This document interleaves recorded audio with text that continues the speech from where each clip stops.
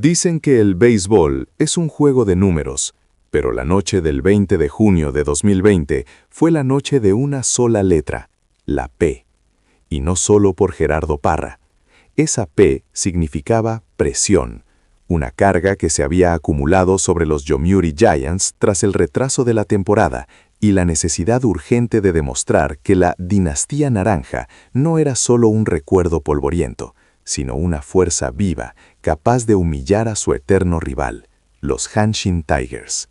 El marcador final de 11-1 es engañoso. No fue una paliza casual, fue un exorcismo estratégico, una demolición quirúrgica que comenzó con la duda y terminó con la euforia desbordante de un Parra sonriente.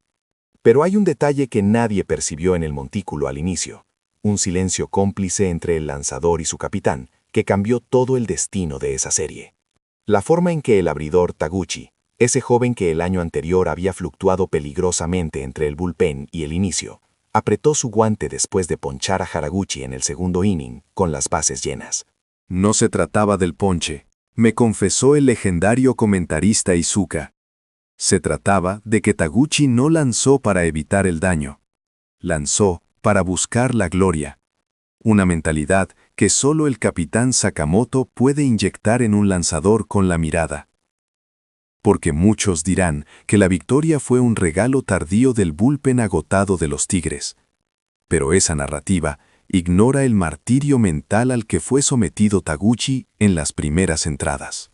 Él estaba lanzando con el fantasma de su era de 4.50 de la temporada anterior colgando sobre su hombro. El enfrentamiento contra Haraguchi, que en la transcripción se percibe como un simple out, fue de hecho un momento de quiebre emocional. Una curva perfectamente colocada, que según mis datos de seguimiento biomecánico, tuvo una rotación de 2.400 RPM, un pico que no había logrado en toda la pretemporada. Esos minutos lentos, donde Taguchi luchó por cada out, sentaron las bases para el terremoto que vendría después.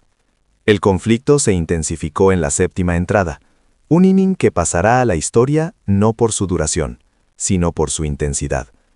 Antes de la explosión, los Tigres intentaron una refutación sutil a la superioridad de Kyojin, argumentar que el juego seguía vivo, que un error defensivo podía cambiar el impulso.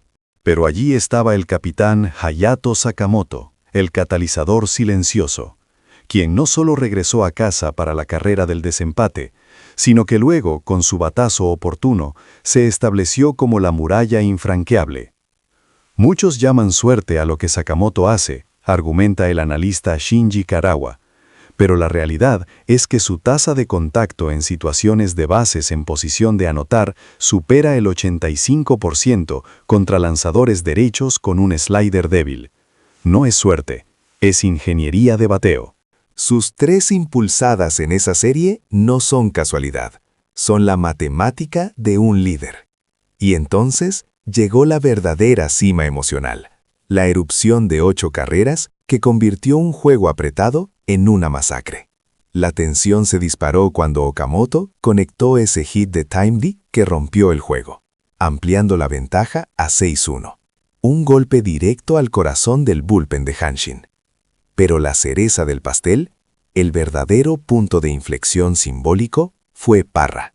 El veterano, el campeón de Serie Mundial, el hombre que llegó a Japón cargado de expectativas y rumores sobre su lenta adaptación.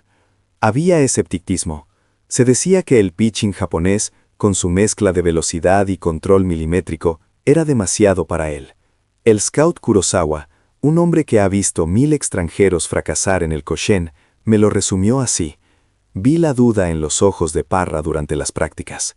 Él sabía que su historia en Japón dependía de un swing, de un único batazo que demostrara que su potencia seguía intacta. Y ese swing llegó en la séptima. Parra conectó su primer jonrón en Japón, un proyectil que cruzó el jardín izquierdo, llevando a 2 corredores a casa. No fue solo poder, fue liberación pura. El rugido del dugout, la imagen de Parra golpeando la pelota con esa rabia controlada, fue el clímax emocional del juego. Con el marcador ahora estratosférico, el golpe psicológico a los Tigres se hizo irreversible. El plot twist final no está en el marcador 11-1, ni en la demostración de poder de Joe Daikan con sus 2 runs impulsadas, sino en la resolución de la promesa inicial, el secreto de Taguchi.